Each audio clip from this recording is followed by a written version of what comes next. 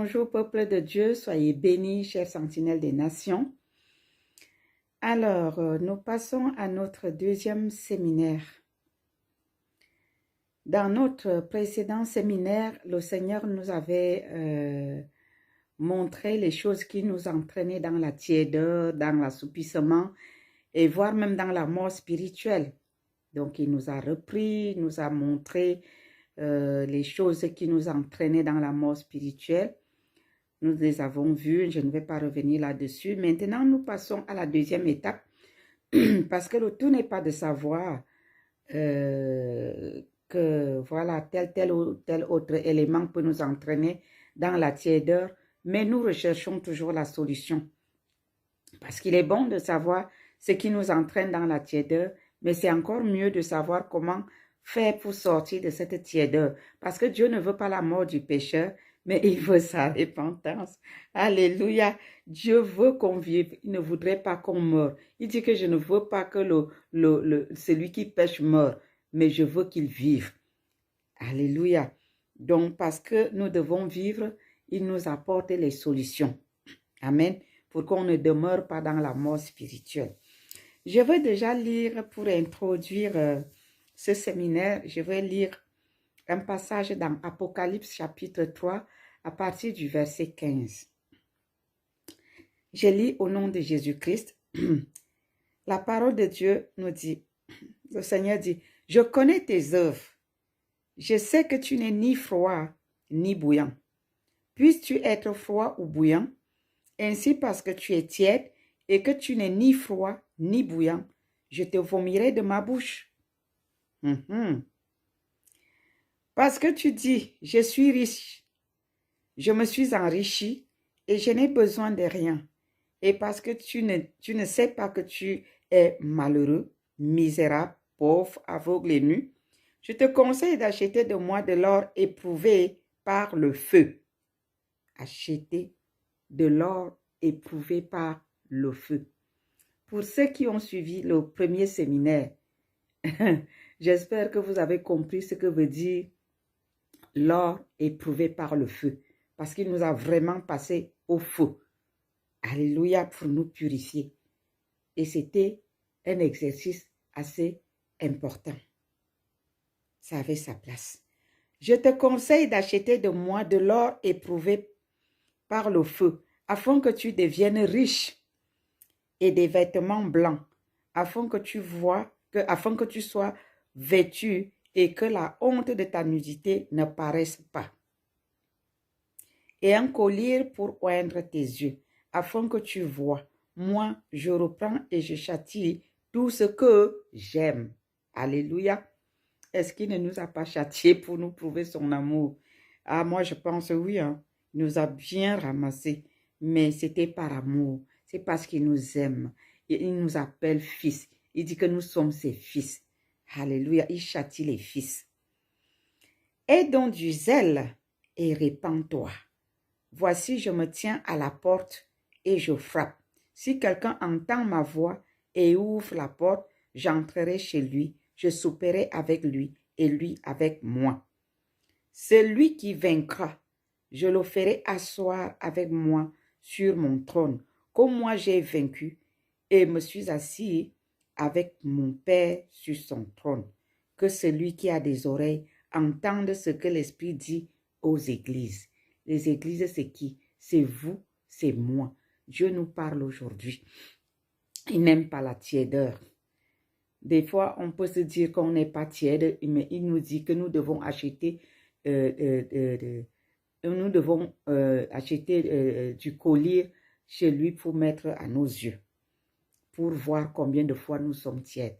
Alors, il nous a montré les éléments, les choses qui nous entraînaient dans la tiédeur. Et maintenant, ce séminaire, son but, son objectif, c'est de savoir comment sortir de la tiédeur. Quelle démarche entreprendre pour sortir de la tiédeur? On sait qu'on est tiède, mais comment faire? Alors, le Père, il y a, je crois, 3 jours, aujourd'hui, il m'a donné 3 éléments. J'étais venue pour faire l'introduction de ce séminaire. Dès que je me suis assise, Il a commencé à me parler. Il me dit, il y a 3 éléments que je vais t'enseigner et que tu vas partager aux autres. Il m'a dit, pour sortir de la tiédeur, pour remédier à la tiédeur, il y a la prière, la sanctification et l'obéissance. Donc, dans la prière, il a développé, il a dit, ce n'est pas la prière seule. Le jeûne et la prière. Voilà les choses qu'il a énumérées. Le jeûne, dans la prière, il y a le jeûne, il y a la prière, il y a la repentance. Il a dit, quand vous vous sentez assoupi, parce que vous avez ouvert certaines portes, vous devez commencer par vous repentir. Après la repentance, vous prenez des moments à part pour rechercher ma face. Il dit, tout se règle dans la prière.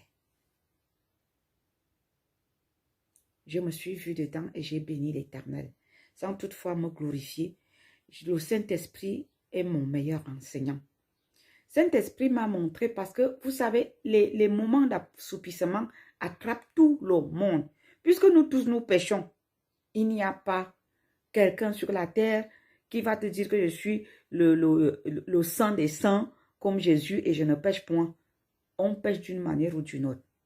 Ça, étant né de la postérité d'Adam, je ne vois pas qui peut dire sur la terre quel est le grand homme de Dieu, la grande femme de Dieu qui peut dire que moi je n'ai jamais commis de péché. Ça n'existe pas. Donc moi, quand je commence à sentir un peu l'assoupissement, ça c'est le Saint-Esprit qui m'a enseigné ça. Je rends grâce à Dieu. Parce qu'il y a des expériences que je peux vous partager ici et qui correspondent à l'enseignement que Dieu m'a donné de dispenser. Le Saint-Esprit m'a montré une astuce. Quand je commence à sentir un peu l'assoupissement, la première réaction que j'ai souvent, c'est de prendre un jeûne. Je prends mon jeûne de 3 jours. Et pendant ce jeûne de 3 jours, je commence à faire ma Sainte Seine. Ça, c'est mon expérience que je vous partage. Je ne vous dis pas ce que Dieu m'a dit. Ce que Dieu m'a dit, il a parlé de la repentance, du jeûne, de la prière et que la prière était la solution. En premier, c'est ça qu'il m'a dit. Mais moi, j'ajoute la Sainte Seine. Ça, c'est mon expérience que je vous partage. Je vous dis, quand je commence à me sentir un peu pas très en forme spirituellement, je rentre dans le jeûne. Je prends mon jeûne. Et ça, ce n'est pas quelqu'un qui m'a enseigné ça, c'est le Saint-Esprit. Je prends mon jeûne. Et pendant mes 3 jours de jeûne, je prends la Sainte Seine. Chaque jour, je prends ma Sainte Seine. Dès que je prends la Sainte Seine le premier jour, étant dans le jeûne, je retrouve déjà mes forces. Avant la fin du jeûne, je suis en forme. C'est comme ça que moi, je lutte avec ça. C'est comme ça que je fais pour sortir de l'assoupissement. Parce que tout le monde a les petits moments d'assoupissement. Quand ça vient, il ne faut pas attendre. Si tu attends, c'est fini. Dès que tu commences à sentir que le matin, tu te réveilles, tu as de la peine à prier, tu fais les petites prières de 3 minutes, 5 minutes. Le soir, pour aller au lit, tu n'arrives plus à lire la Bible, tu es fatigué, tu te couches, Seigneur, merci pour la journée, au revoir, amen. Si ça t'arrive 1 jour, 2 jours, au 3e jour, ma soeur, mon frère, commence ton jeûne. Là, n'attends plus. Si tu peux faire ta Sainte Seine comme moi, fais. Si tu ne peux même pas faire la Sainte Seine, jeûne, prie, chasse l'assoupissement, chasse la tiédeur, ferme cette porte, dis Seigneur, je ne sais pas quelle porte j'ai ouverte dans ma vie, quel est le péché que j'ai commis, mais je te demande pardon parce que je ne suis pas parfaite. Saint-Esprit, j'étais frustrée. Pardonne-moi. J'ai blessé quelqu'un certainement autour de moi. Des fois, nous connaissons ce que nous avons fait. Demandons pardon à Dieu. Repentons-nous. La Bible nous dit dans 2 Chroniques 7,14 que si mon peuple, ce qui est invoqué, mon nom s'humilie, prie, recherche ma face, je l'exaucerai. Amen. Donc, tu prends ça, ou bien tu prends Jérémie 3, 12 à 15. Tu te répands. Il y a plein de passages bibliques pour la repentance. Tu te répands. Tu demandes pardon. Tu fais ton jeûne. Alléluia. Donc, il m'a parlé du jeûne, il m'a parlé de la repentance et il m'a parlé de la prière, mais beaucoup plus. Il m'a parlé de la prière. Pour parler du jeûne, il m'a donné Ésaïe 58. Et quand il m'a donné Ésaïe 58, tout est compris dedans. Je peux lire cet Ésaïe 58 ici. C'est vrai, ça va prendre du temps, mais je pense que ça vaut la peine parce que quand Dieu donne quelque chose, ce n'est pas pour orner nos yeux. Moi, je pense que c'est mieux de lire. Je vais lire. Ésaïe 58 concernant le jeûne, parce qu'il m'a dit, il y a le jeûne, la repentance, mais il faut beaucoup prier. Tout se solde par la prière, que la prière est efficace. Donc, pour rendre notre prière efficace, notre jeûne efficace, voici donc le jeûne dont Dieu prend plaisir.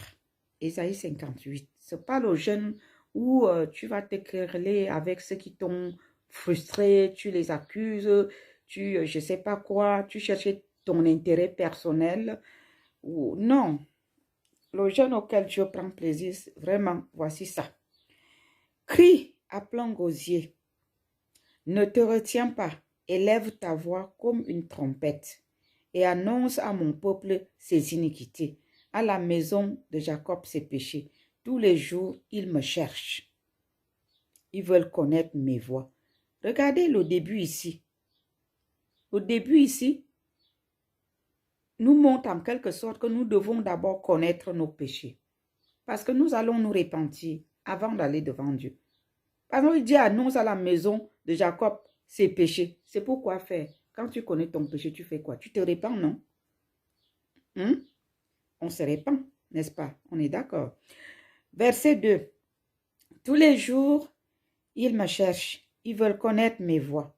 Comme une nation qui aurait pratiqué la justice et n'aurait pas abandonné la loi de son Dieu. Ils me demandent des arrêts de justice.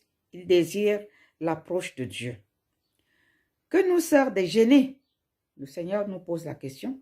Que nous sert de gêner? Si tu ne le vois pas, de mortifier notre âme, si tu n'y as point égard, voici le jour de votre jeûne. Vous vous livrez à vos penchants et vous traitez durement tous vos mercenaires. Ceci veut dire, nous ne devons pas nous livrer à nos penchants et nous devons pardonner à quiconque nous a fait du mal. Voilà comment, quand on entre dans le jeûne, voilà ce que le comportement, le caractère que nous devons adopter. Verset 4.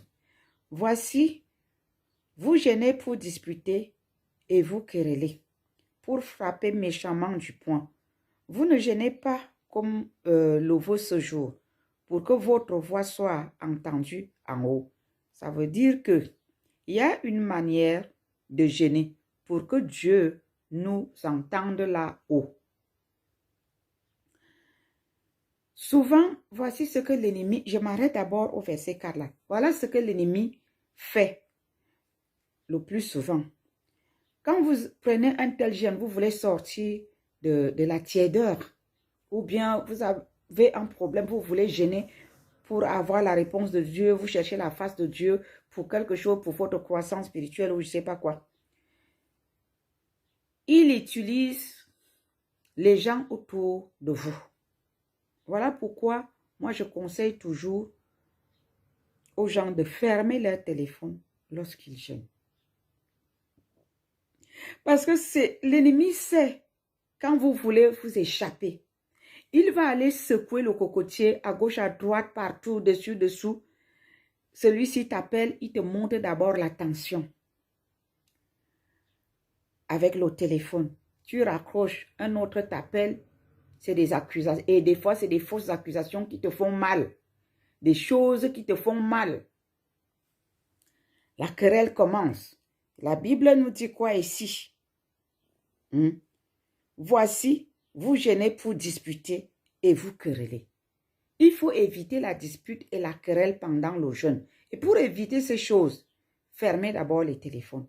Dans la maison, si vous êtes plusieurs, avant de commencer le jeûne, demandez à Dieu d'éloigner la querelle de vous, d'éloigner les disputes de vous, d'éloigner la tentation, tout ce qui peut vous empêcher de faire bien votre jeûne. Amen. Il faut demander à Dieu. Il le fait hein, quand on lui demande, Saint-Esprit, aide-moi. Ferme la bouche de tout le monde autour de moi, que je puisse faire mon jeûne vraiment sans tristesse ni fâcherie. Je ne veux pas de querelle. Vous comprenez? Il faut demander au Saint-Esprit. Après, il dit, voici, je répète toujours le verset 4 là, voici, vous gênez pour disputer et vous querellez pour frapper méchamment du poing. Vous ne gênez pas comme le veut le jour, ce jour, pour que votre voix soit entendue en haut. Donc, pour que notre voix soit entendue en haut, nous devons éviter la querelle, les disputes. À la limite, fermez le téléphone. Ouvrez, peut-être le soir, si vous êtes très occupé, que vous avez un travail dont le téléphone est important. Vraiment, évitez le téléphone. Le plus souvent, le diable utilise le téléphone. Quelqu'un va vous appeler, il commence à vous dire des choses horribles et ça gâte votre journée, votre jeûne est foutu. Au lieu de prier, vous allez passer le temps même à maudire la personne dans vos pensées. Ça, c'est pas bien. Donc, Dieu nous montre comment jeûner ici. Nous sommes dans Ésaïe 58. Maintenant, je vais au verset 5. Et c'est là le jeûne auquel je prends plaisir. Un jour où l'homme humilie son âme, courber la tête comme un jonc et se coucher sur le sac et la cendre, est-ce là ce que tu appelleras un jeûne, un jour agréable à l'Éternel? Voici donc le jeûne auquel je prends plaisir. Dieu dit quand tu finis de te quereller comme ça, de disputer comme ça, de pécher même avec... Parce que dans ces disputes-là, tu vas finir par pécher avec ta langue. Est-ce que c'est ça donc le jeûne que tu as pris pour sortir de la tiédeur ou pour sortir d'une situation? Il dit non, je ne prends pas plaisir à cela. Le verset 6 nous montre comment Dieu voudrait qu'on jeûne. Le jeûne auquel il prend plaisir en lui montrant nos faiblesses pour combattre la tiédeur. Voici le jeûne auquel je prends plaisir. Détache les chaînes de la méchanceté, dénoue les liens de la servitude, renvoie libre les opprimés et que l'on rompe toute espèce de joug. Amen. Ça veut dire ici que quand on commence à jeûner, non seulement on demande pardon pour nos péchés, mais on doit aussi dire, Père, je relâche tous les captifs qu'il y a dans mon cœur.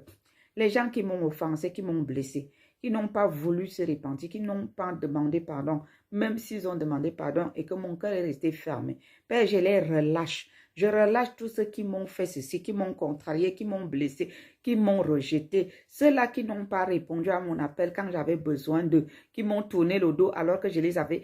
Il y a tellement de déceptions, beaucoup de choses. Il faut les libérer. Il faut les libérer. Il faut pardonner. Il faut pardonner. Il faut pardonner. C'est important. Parce que la Bible dit, renvoie libre les opprimés et que l'on rompe toute espèce de joug. Parce que c'est un joug, ça pèse dans nos cœurs. Quand tu as des poids lourds comme ça dans ton cœur pendant le jeûne, tu ne peux même pas entendre la voix du Saint-Esprit et lui-même, il s'éloigne aussi de toi. Amen. Donc, nous sommes toujours sur comment sortir de la tiédeur, comment remédier à la tiédeur. Dieu nous a parlé du jeûne, de la repentance et la prière qui est la clé. Donc, dans la prière, il a inclus le jeûne, la repentance. Donc, et le pardon, à ce niveau, c'est le pardon. Nous devons pardonner aux autres. Verset 8. Alors ta lumière prendra comme l'aurore.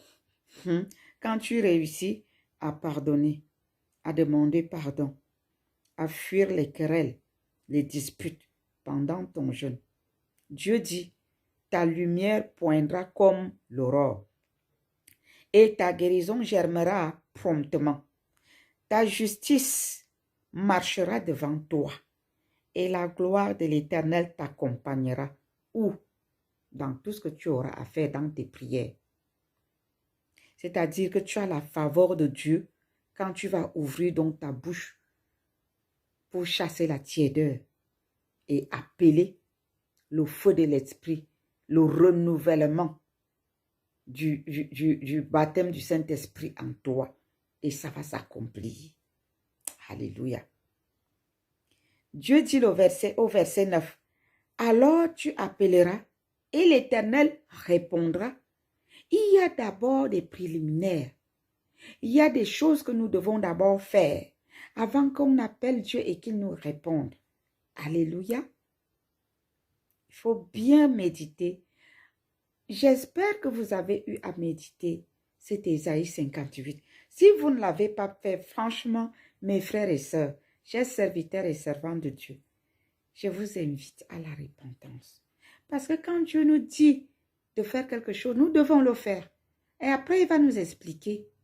Si vous avez eu à méditer, maintenant qu'il nous donne des explications, ça va être clair comme de l'eau limpide. Et ça va aller s'asseoir là-bas au fond de nos cœurs.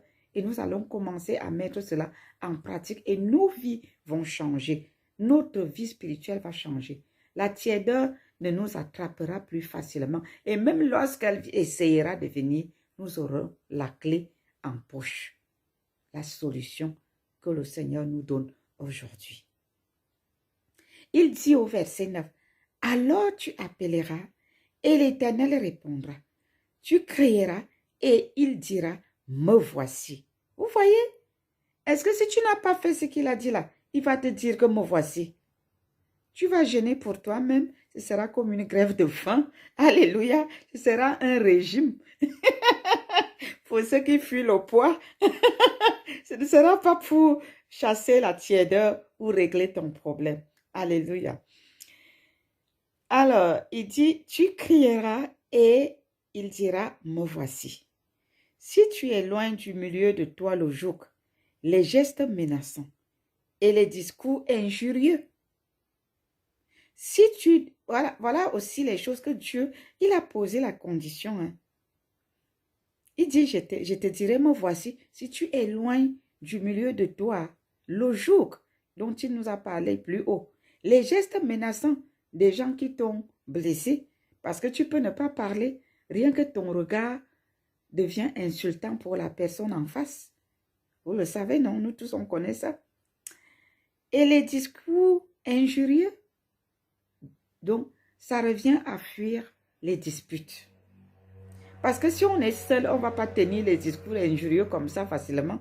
Mais si on est en ligne avec quelqu'un ou bien on discute avec quelqu'un autour de nous et ça se passe mal, c'est vite fait de donner de tenir des discours injurieux.